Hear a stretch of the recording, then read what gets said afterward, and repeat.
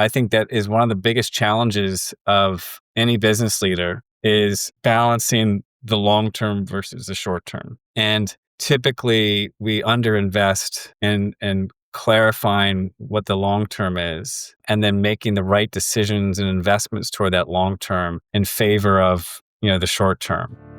We're living through the biggest technology shift in a generation.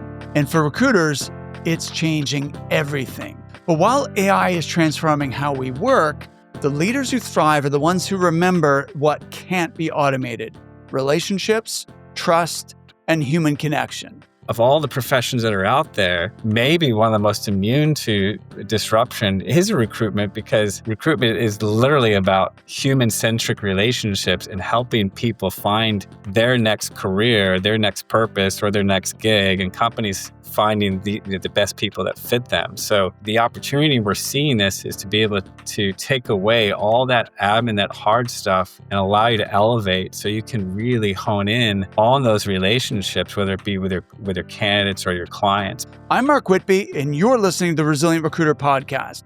My guest today, Martin Herbst, is the CEO of JobAdder, one of the world's leading recruitment technology platforms.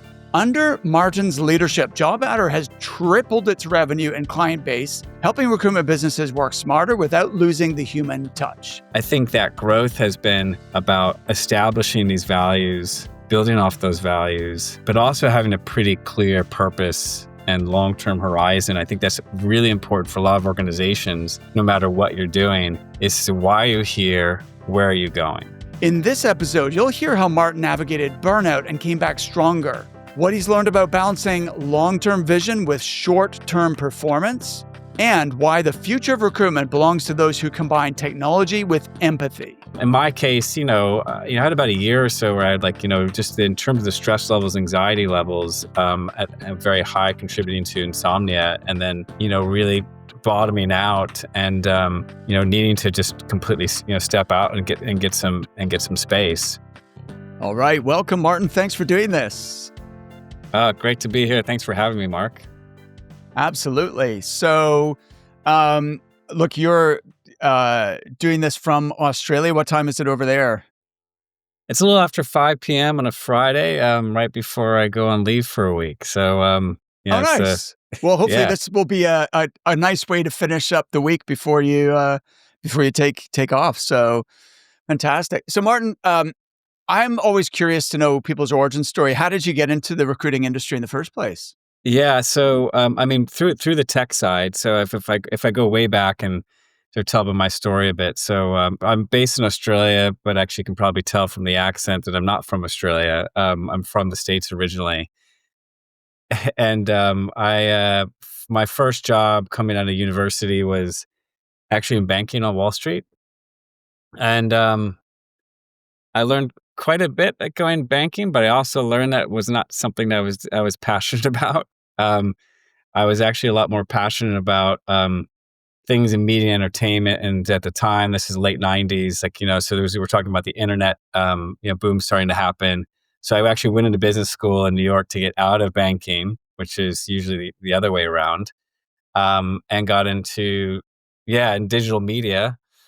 So digital media, I was at actually Wall Street Journal Online for a few years doing strategy for them, and then met my wife in New York. Yeah, and we wanted to move to San Francisco, so we made the move to San Francisco back in 2005. And then I got a job with eBay. Long story short, I was at eBay for a bunch of years. They asked me to move out to Australia to run their business, the classifieds business here called Gumtree. And I did. Oh yeah, I've heard of Gumtree. Yeah. Oh, good. Yeah, because they have a Gumtree in the UK as well. They do, exactly. I didn't realize it was an eBay company, though. It was an eBay. It was at the time. And I think you're originally from Canada. Yeah. Our the brand that we had in Canada was Kijiji.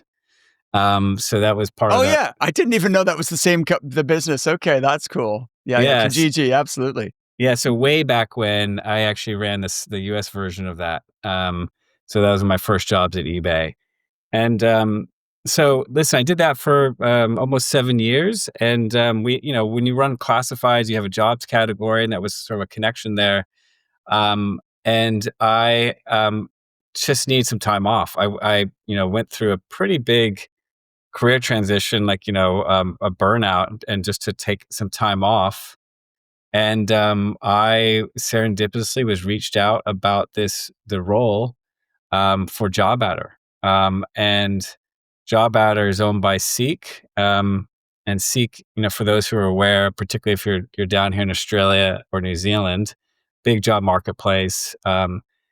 And they were looking to make a transition. The founders were essentially leaving the company, and I had the fortune to be able to step in and take over from the founders, and I've been doing that for a little over 5 years now, and it's been an awesome ride, and I've learned quite a bit. I think over the last 5 plus years, especially within recruitment, um, still learning like every single day. So that was the intro. All right, awesome. There's a couple things I wanted to follow up with you about there. Do you know, it's interesting because your predecessor was referred to me by Greg Savage, and what I invited him to be on the show, and he was like, "Well, timing," and this was all like 5 years ago, approximately, because I've had the show for just over 5 years. And it was like, "Look, I'd like to do it. The timing's not right." And then I didn't realize that you were coming in. He was departing, and I think we've been trying to get you on the show, so I'm glad we're finally doing this 5 years later. Um, so you mentioned burnout though, which I think is very relevant. I mean, it's relevant to anybody, but particularly recruiting can be a really burnout business, especially when it's a tough market, which for many recruiters it is. It has been the last couple of years. So that leads to more stress. Like typically people respond to, cooling of the economy or slowdown in a jobs market by working harder. Um, and what was your burnout story, and why? Like you said, you had a career break and things you had to. What precipitated that? Well, yeah, and I'll say that actually, I'm so thankful that it actually happened. Ironically, I mean, I would never want to wish it upon anybody else. When you hit sort of like emotionally, psychologically, stress level wise, that kind of bottom, it's tough. So and I think that it does happen when things are harder. In the last couple of years, I think that's a good point. Like the recruitment industry, what we've gone. If you just think about the last 5 years as a snapshot, it's been crazy. Like if you think about the ups and downs that we've had. Absolutely crazy. Yeah. Yeah. So we had Yeah. two plus years of this unprecedented boom, right? And I think a lot of us, you know, recognize that, well, this isn't really normal. But I think a lot of us started to maybe believe that it was normal. Um, and then and then when things started to turn, it didn't turn overnight. It just started to to fizzle. And then I think there's this been expectation over the last year or two, like, well, hey, when's it going to start going up? Anyway, so that's we can come back to that in a bit. But in terms of, listen, I think a lot of people use the term burnout, and I think it can be thrown around quite a bit. And I think there is a difference between literally being burnt out, where like you need some help and need to step away, and you need to start over and just reset, versus, hey, I'm just tired and exhausted, and a little bit of a break will help. And I think we can conflate the terms often. In my case, I had about a year or so where I had just in terms of the stress levels, anxiety levels, at very high, contributing to insomnia, and then, um, really bottoming out, and, needing to just completely, step out and get some space. And, I think that was a really, really good thing because, like when you go through something like that, like again, resilience, you learn a lot about yourself. You learn about, okay, what makes you tick. For me, it's like, okay, how do I solve this problem? How do I make sure that this never happens again? And then I realized, okay, well, what are the things that, I can identify when my stress levels are going high, how, how I can sort of get ahead of that. What are the little sort of hygiene things I can do? Like, sleep, exercise, diet, meditation, mindfulness, that just keeps me to be able to kind of go through those highs and lows. So like I am, it was a blessing, right? Because then I got to go through and really diagnose what happened, look back at that, get some great mentors and coaches, and kind of go to the next level. The next time I had a pretty, potentially high level stress job. Martin, thank you so much for sharing that because I think that's going to resonate with many, many people. When was this, by the way? Oh, this was 2019. So end of 2019, and I left. That's when I left Gumtree, and so and I joined JobAdder before really. I started being recruited for JobAdder before COVID really hit, and that was an interesting time just to join JobAdder right just a few months after COVID hit. So you've already alluded to some things that maybe you've implemented since then, but like, what can you go into more detail about what did you change? How did you adapt that really made the biggest difference to your mental, emotional well being? I think that there's a few little things like hygiene things that you can that I've done differently. Like it's just to create borders. At the start of your day and at the end of the day from this. And that's if you think in terms of what's really changed over the last 10, 15 years, is that we are constantly connected. Um, and there's and this is it's an action addiction. And being in tech, this that um, there are all ways to be able to keep you going and sort of work your endorphins and keep you sort of alerted.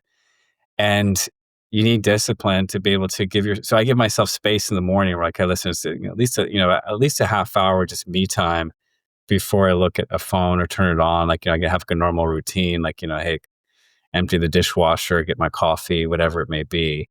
And then definitely borders at night. Like usually if I'm good, like 8 p.m., you know screens off. So there's just hygiene things. The other thing that I do is I don't care how I'm feeling or what the weather's like outside. I will exercise every single morning. So that's a me thing that keeps me going. And then there's the hygiene things. And then there's the deeper sort of self-reflection about how do you manage stress. And I'm the type of person, I think a lot of people are like this. I think you can be two different types where I'm quite, I internalize a bit. So, and I work through problems like, internally. I don't sort of externalize and sort of express. So, and I'll rationalize a situations quite a bit, how to deal with, like you said before, like when you're in a difficult situation, you just rationalize that situation by saying, hey, well, I just got to work harder. One of the things I learned is like, well, how do I actually then get ahead of that and sort of tell, what my body's saying to me, so I don't get into a situation where I'm just trying to push myself even harder. And one of the coach's best advice I have, I think this is what some gurus say, is for meditation, is that when things are normal, meditate 20 minutes a day. When things are stressful, meditate an hour. And which is usually the opposite. It's usually the opposite. Usually, you eliminate. Yeah. Brilliant, really powerful. I can identify with so much of what you shared, Martin. And so I started running just luckily before COVID, like sort of I think it was 2019. I'd never been a runner before. And I just started that habit slowly and kind of just improved. I also started meditating around that time. And I really think that made a massive difference to the way that I was able to cope with all the craziness when COVID hit and like nobody knew what the hell was going on and like the world turned upside down. And I'm really thankful that was already kind of in a habit of doing those things because I think it did allow me to cope better with the stress.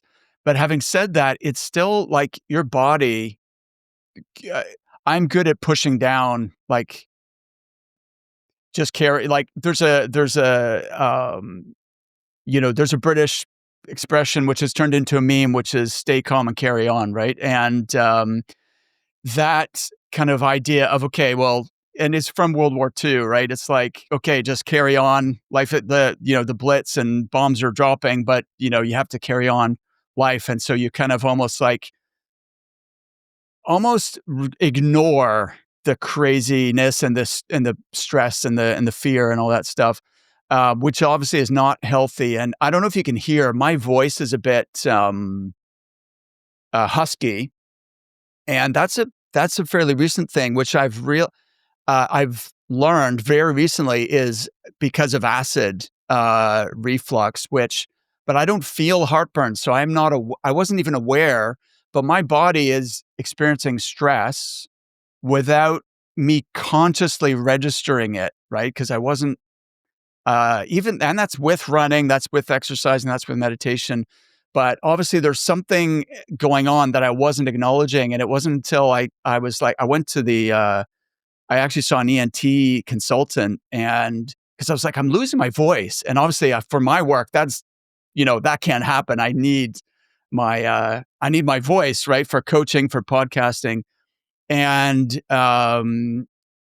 that's the differential diagnosis as to what is causing that. So The running and the exercise, and I know this isn't a sort of physical health podcast, but like I think it's this it's for a lot of people running in stressful jobs. I also like to run as well. The biggest thing that I've found that is that better than anything else, this, at least again, this is for me, is swimming. So I do a swim squad, and listen, Australians are the best when it comes to swimming. If you think about it, so like pound for pound. But a swim squad, and there's four reasons why, in terms of regulating stress levels and being at a higher performance level, that it helps. One is the same reason as running. It's the cardio. Um, s- uh, but the two or three others that make a real difference, well, this you can do with running as well, is being in a group. So there's that social connection and pushing each other on, and sort of like that community aspect. Um, the third is being in the water. I mean, being in the water is just like, it just makes a big difference. And the fourth, which I think is the secret weapon, is swimming naturally regulates your breathing. So if you think about it, you have to you can only take a breath at certain intervals. And if you actually do that in a way where you extend the intervals, um, it helps that same kind of meditative, sort of breathing style. It changes the game when it comes to, stress levels for the rest of the day. So anyway, that's my one sort of tip. that's awesome. Thanks for sharing your strategy. I had better. I suck at swimming, so that's going to be a challenge. But maybe I need to lean into that and maybe go back to swimming lessons or something. But yeah, I'll take that on board. Maybe that's my next challenge.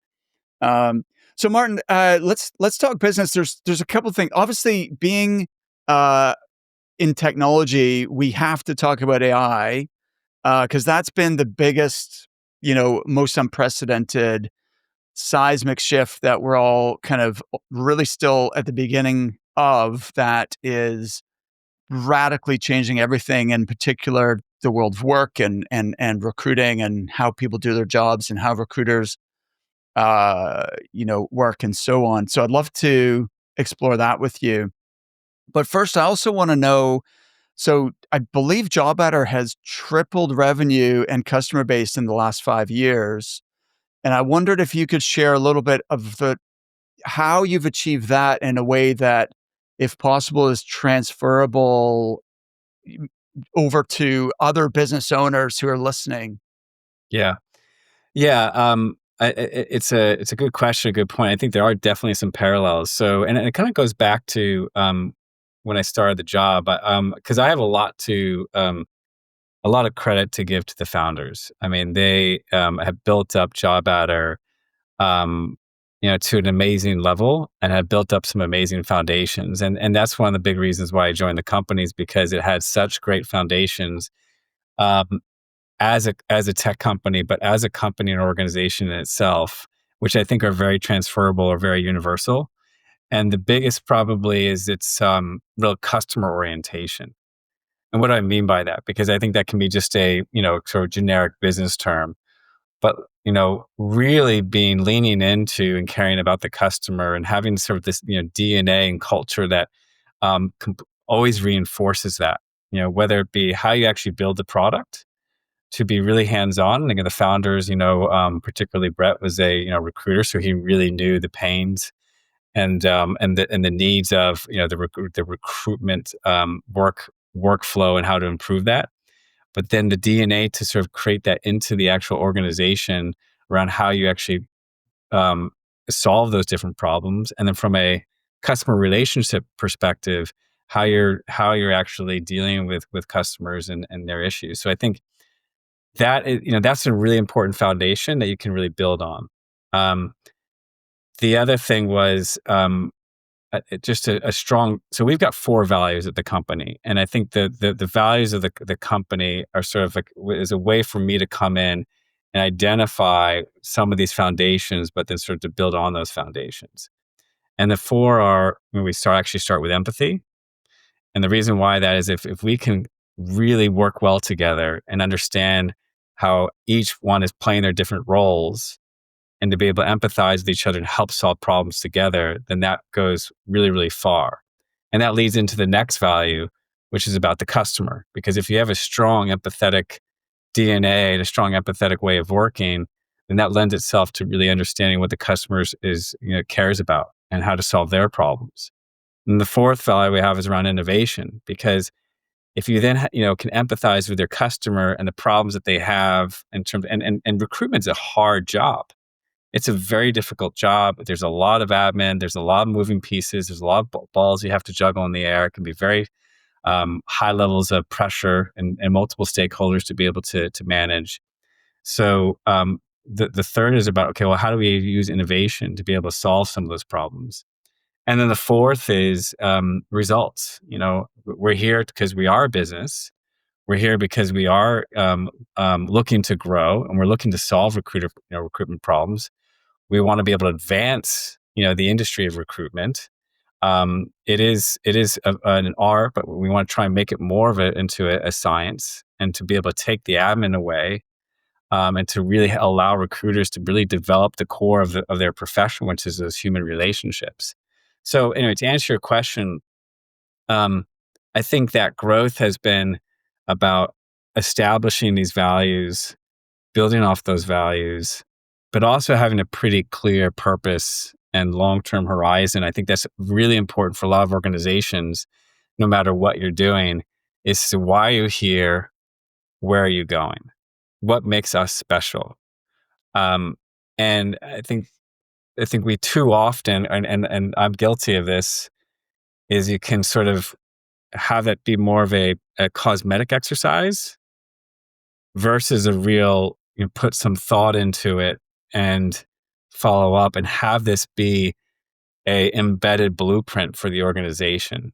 Um, because that will carry you really far if you have this sense of identity and where you're going, and then you can keep coming back to that. I love that answer, Martin. And because what you're talking about essentially is strategy. So the three things you mentioned just now were why are we here? Where are we going? What makes us special? So, the purpose, mission, the vision, and the differentiation are all elements there that you touched on, and really having that longer term horizon. And then you also mentioned the values and really embedding those, because that's kind of like how are we behaving on this journey. Um, and it's I agree 100%. In fact, this is the very first any new client we work with, this is where we start. But it's funny because people want to jump ahead to like, just tell me the tactics of how I get more customers or how we increase our fees or how we get retainers or whatever, right? They want to, because the strategy piece doesn't have an immediate and obvious ROI that's going to reflect in my billings this month or my P&L like this quarter, right? And so, and also it's hard. It's mentally like it's not easy to figure that stuff out, and it requires you to almost take time out, whether it's an hour a day, or even go on a retreat for a day or two with the leadership team, or by yourself if you're still, the owner. And a lot of recruiters struggle with that idea of taking time, like CEO time, to really think about these things when they feel like I should just be on the phone. I should be, doing activities. So, what's your advice to founders, owners, leaders on how to balance that? Like you attribute, it sounds like, if I'm understanding correctly, Martin, you're attributing that tripling in growth to that vision, values, and that work that you did that you've been doing. Yeah, because I mean, listen, we hustle. We work hard. We're always trying to find efficiencies. And I'm extremely action oriented, and I've gotten feedback that a lot of times I'm too action oriented. Like, hey, come on, okay, this is the decision, let's go. And like, and the rest of the team's like, Mark, come on, like, slow down a bit. Let's put a couple of things in place. But the and I'll give you let me say a couple of things, I guess. One is that I have never, when any time that I have scheduled offsites or workshops to talk about strategy or culture, there is never any time I've walked away from that and said, well, that was a waste of time. It's always been the opposite. It's always been the opposite. It's always been, wow, we need to do this more often. And it would have been good if we had an extra day so we could have actually, pushed this part out a little bit more. Um, and I think that is one of the biggest challenges of any business leader is balancing the long term versus the short term.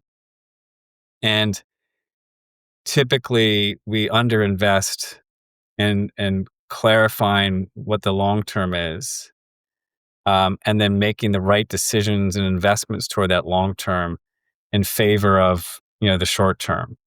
And then and this is human nature, right? This is our survival sort of instinct kicking in, that, well, hey, we'll just do this with the things that we need to do this week, this month, this quarter.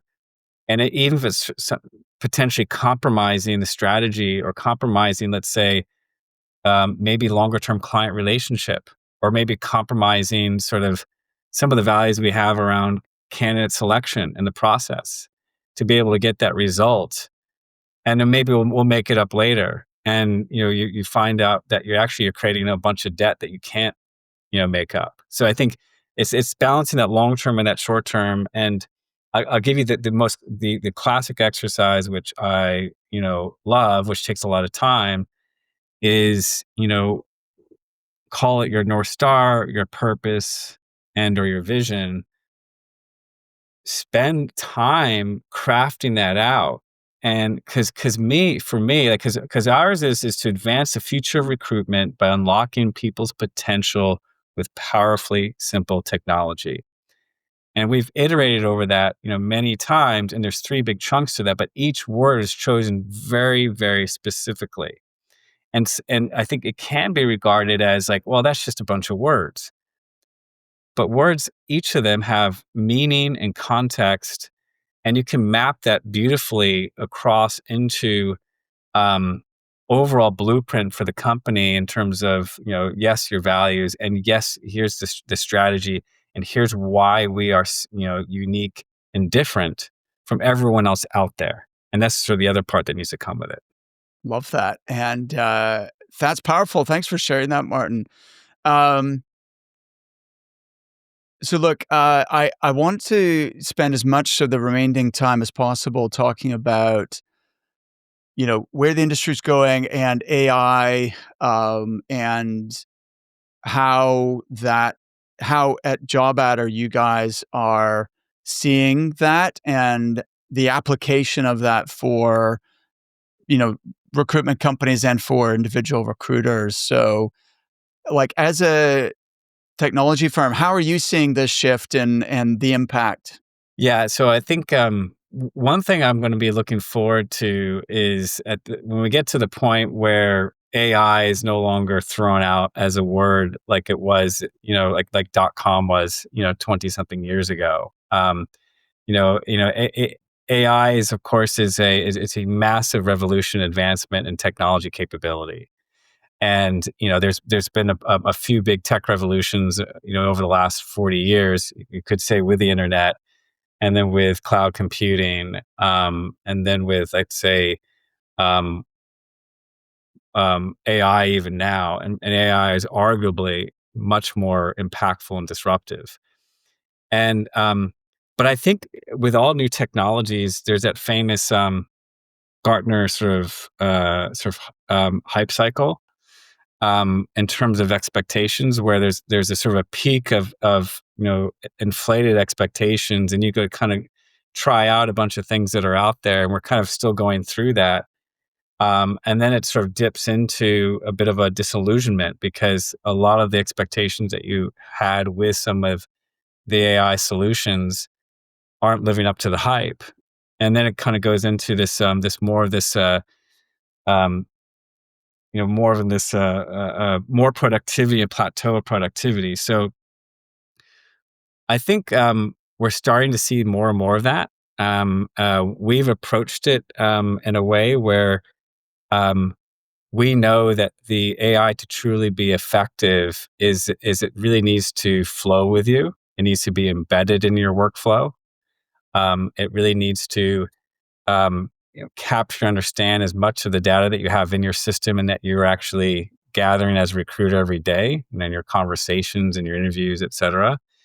Um, and then it ultimately, right? If you think about recruitment, as I said before, recruitment's a hard job. Whether you're a permanent recruiter, exec recruiter, or you're a temp recruiter, there's different, magnitudes of different parts of those jobs. But either one, there's quite a bit of admin, and there's quite a bit of data entry, and there's quite a bit of stuff that takes you away from really the core of a recruitment profession and what you're there for, which is really human relationships. I mean, if you think about um, of all the professions that are out there, the one that's probably um, maybe one of the most immune to disruption is recruitment, because recruitment is literally about human centric relationships and helping people find their next career, their next purpose, or their next gig, and companies finding the best people that fit them. So the opportunity we're seeing this is to be able to take away all that admin, that hard stuff, and allow you to elevate so you can really hone in on those relationships, whether it be with your candidates or your clients. And I think that's going to be even more important. I think it's going to be more important going forward, because what we're seeing with, especially with AI, is there's a deluge of applications and data and noise out there.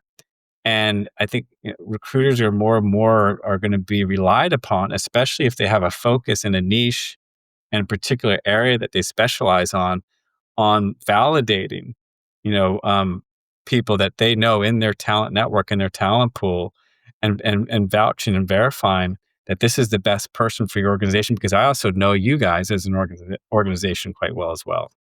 Absolutely. Great overview there, and 100% agree. It's funny. There's that trend.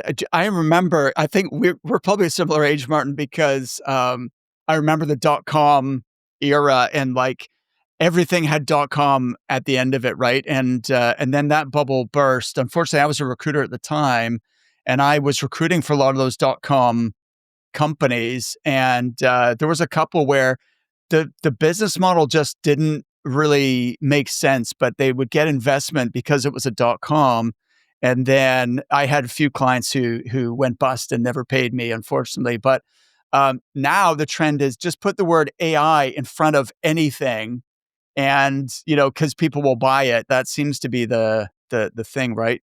I 100% agree with what you're saying that if technology enables us to spend more time on the human part of what we do, that's going to be a great thing.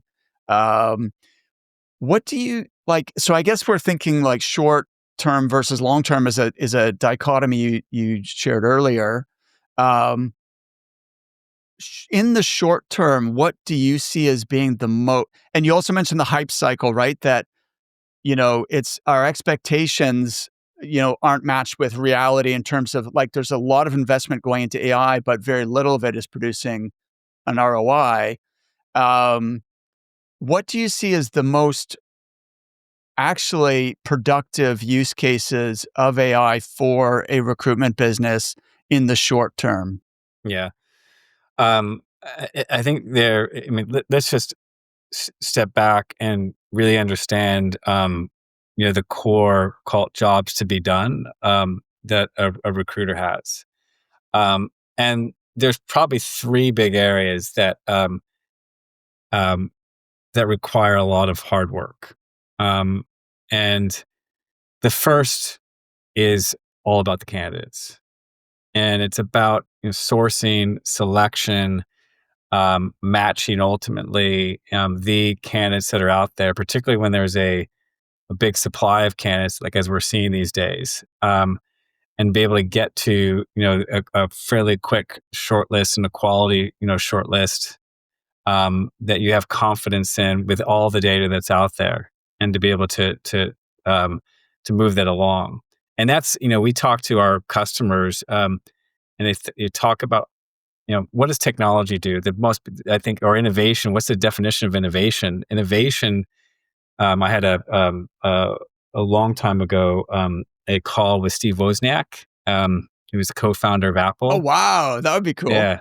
So Yeah. I did a video conference call with him. I interviewed him about innovation, and then we this was back in 2021, I think. And then we shared it with the rest of the company. Me interviewing Steve Wozniak. It was sort of like here, like you see in the video, like sort of side by side video panel. And then a bunch of the people on the team thought I, faked the interview. That was like, me just, it wasn't really me interviewing Steve Wozniak.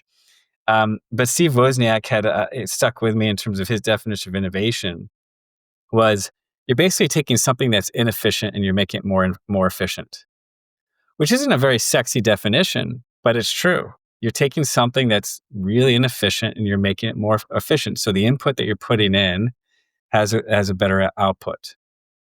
And so I think there's so many different things that happen with recruitment in terms of the level of effort that we put in as a recruiter into doing something that can be improved in terms of the output. And finding and trying to find the best candidates is the biggest one. It's probably 80% of the inefficiency right now. So that's clearly the big area. And I think this podcast will be going out maybe a few weeks after we actually are talking about it. So, and probably before we actually release something, but I can say that we will be having something that we'll be launching quite soon that addresses this area that is very intuitive. It works in your flow. It gets you to those answers around candidates much quicker with a lot more confidence. So I think that's one big area. The other two areas, again, what are the big jobs to be done for recruiters, and what are the hard things that need to get done?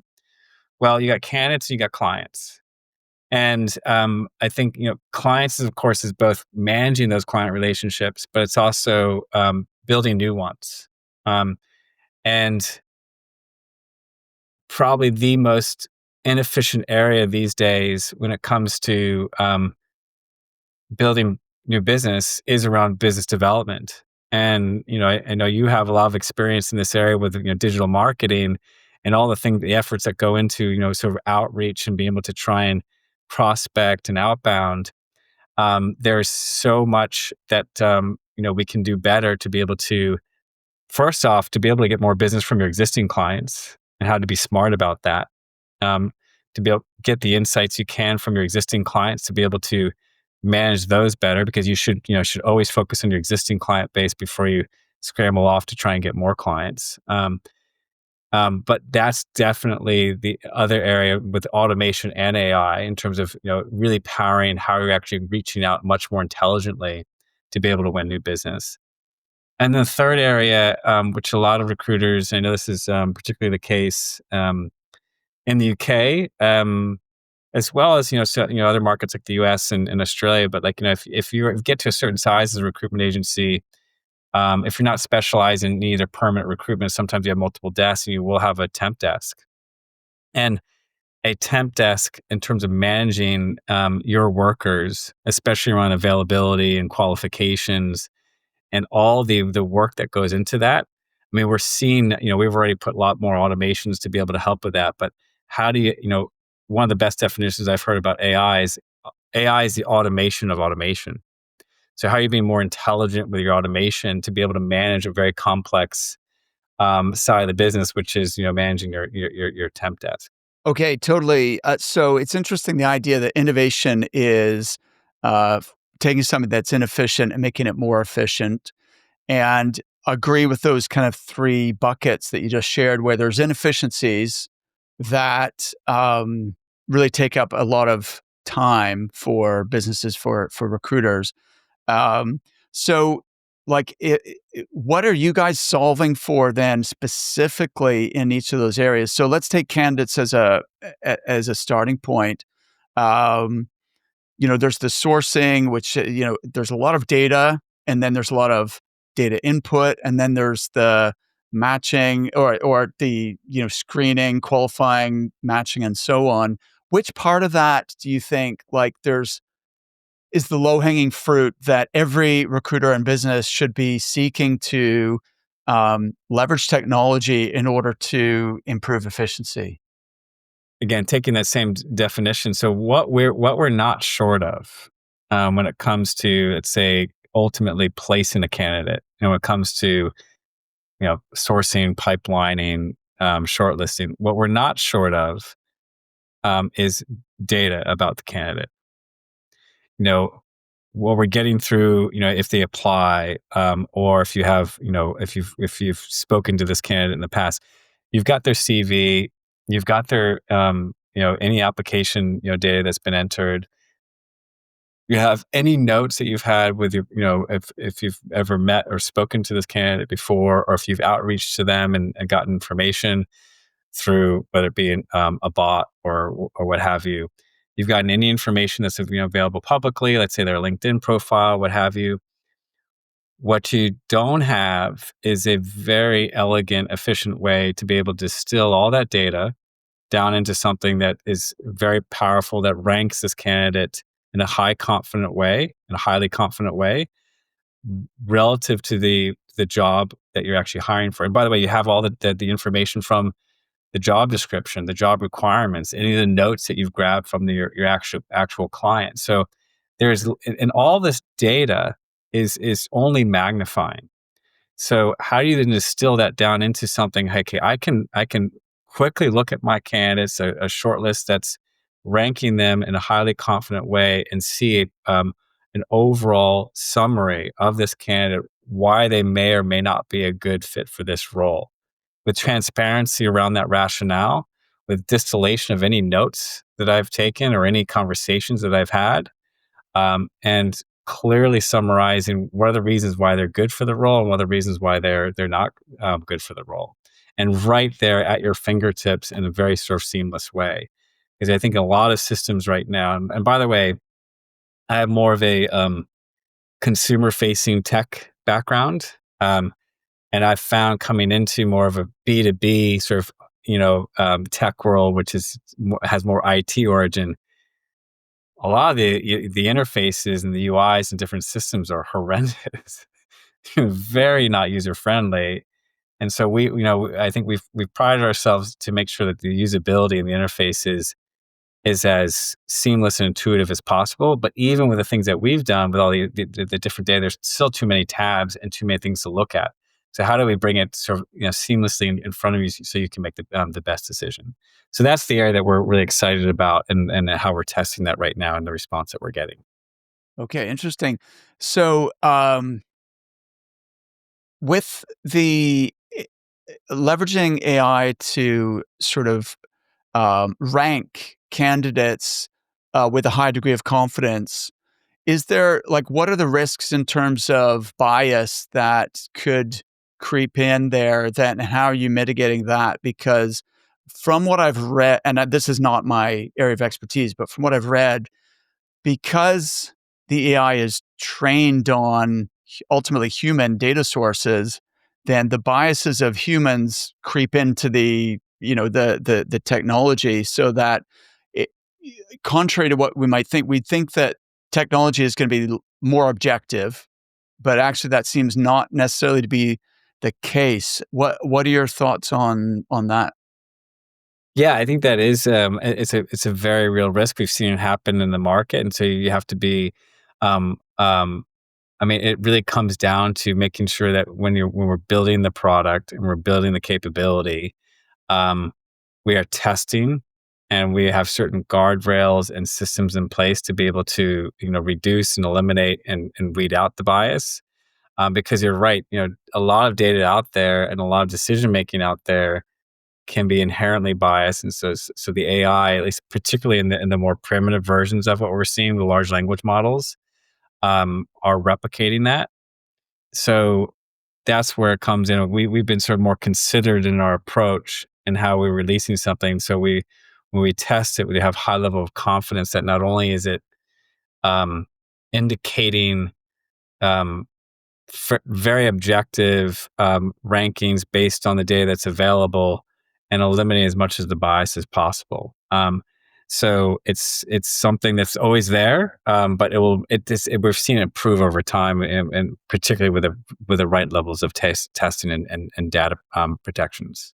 Yeah, no, that's cool. And look, certainly that sounds like the nirvana to recruiters. If I can, if my technology can tell me which candidates I should prioritize and reach out to first based on the information we have about the client and the job, then that just shortcuts a huge amount of sifting and sorting and scanning through endless resumes and everything else, right? Which gets me straight into or shortcuts the getting to the point of having conversations with people who are relevant to the job. Then that sounds brilliant. What about on the BD side though? Because like as you alluded to, a lot of clients now are really in acquisition mode, trying to either get more business from existing clients, but especially with new business as well. And you know, the way currently that a lot of people are implementing automation and AI seems to have just increased the noise and led to more volume of outreach because it's easier to send, right? It's easier. The technology has made it a lot easier, and some of the outreach is uh, excellent and effective, and a lot of it is not. But What's your what's the path through this so that we can leverage technology successfully to help us uh, identify and win new customers? Yeah, I completely agree with you. It's I think with automation, with marketing tools, with all these different communication channels, which are can be locked and loaded and rapid fire, at scale. Whether it be email, text, messaging apps, what have you.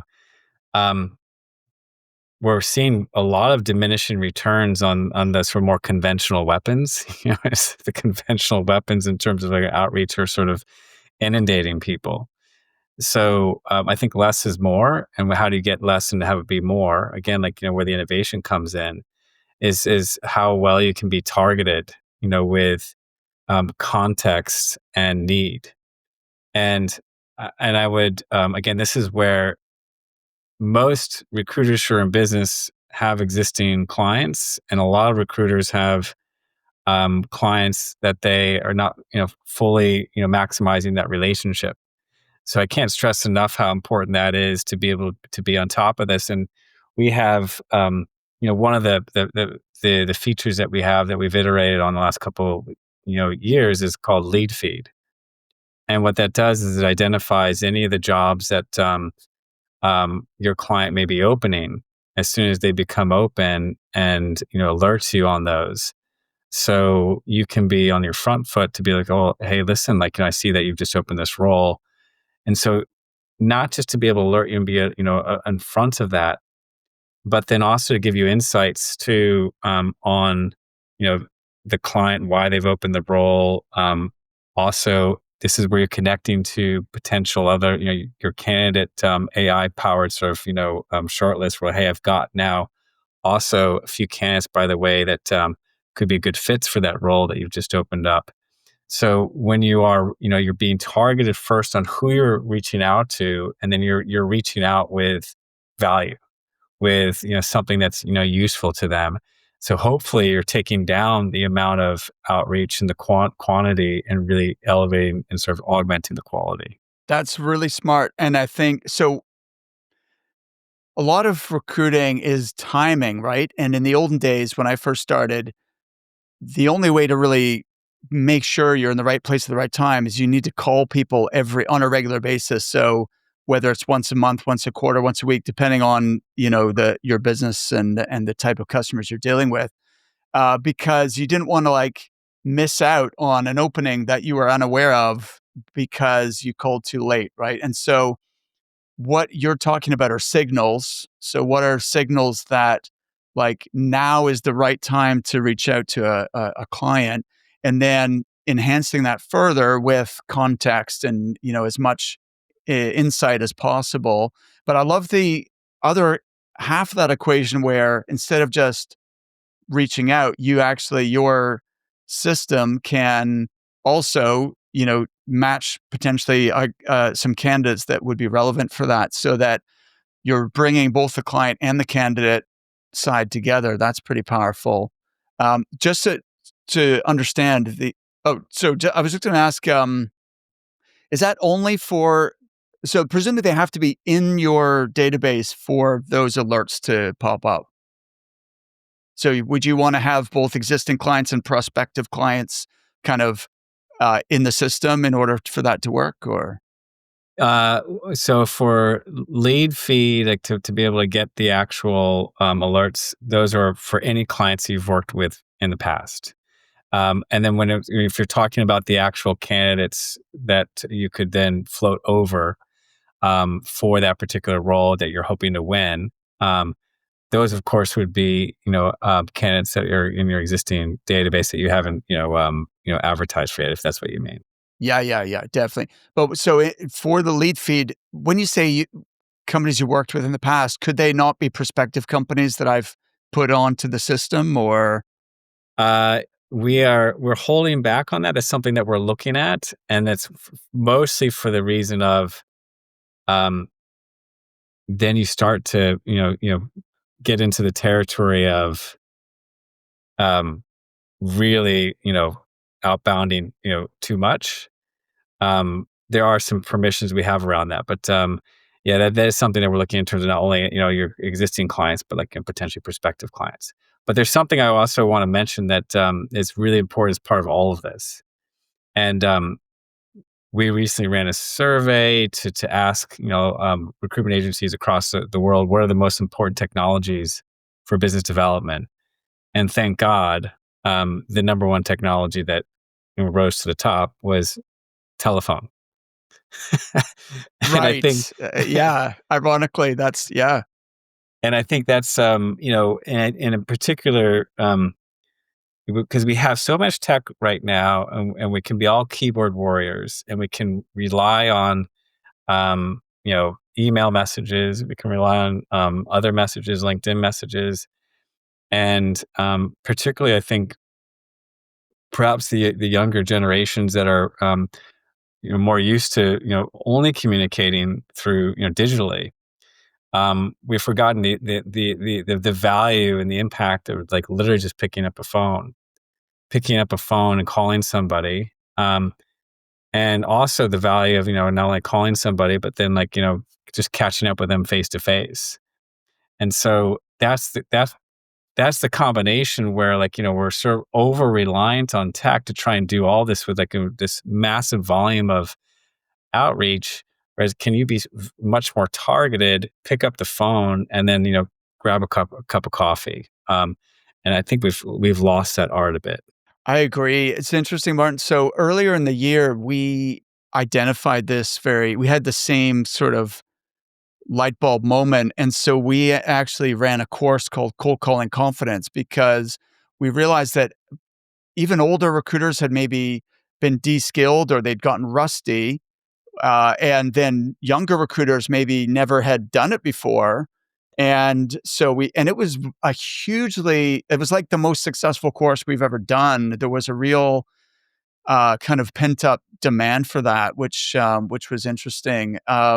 And so, but look, I still also am kind of in love with the potential of technology to help us to scale outreach. And so I think it's got to be a mixture, like you not relying on one channel, like only LinkedIn messages or only the phone. It's really got to be a multi-channel approach. But as you say, human relationships are the heart of what we do, and meeting in person, and next to that, speaking to someone in real time, like you really can't replace that. And that's maybe the part of this whole thing, which is AI proof, right? Is that human to human, especially in person interaction. Um, Martin, your JobAdder recruitment benchmarking report, we'll link to that in the show notes. But what what were your top takeaways from that research report? Yeah. And before I touch on that, I think I don't know. I want to reemphasize this point that, like, I think that there is so much exciting tech that's out there. There's so much happening with AI that allows us to reach out to more and more people. And but I think what we're going to see and what we're going to find is that the more sort of traditional relationship building, meeting in person, phone calls, having real human connection is going to be even more precious. We got to lean into that as much as we can. So we recently hosted an in-person event in London just a couple of weeks ago. And one of our speakers is a guy who's been on the podcast called Kyle Winterbottom, and he recruits in the data space. So his industry is very focused on AI at the moment. But how he's exploded his business is through community. So he hosts roundtables for clients in his space and brought people together in person.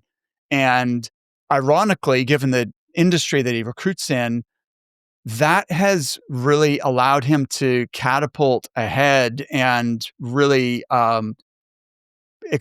scale his business on the back of bringing people together in person and building community. That's I think that's the direction we should look at in order to differentiate and get above the noise.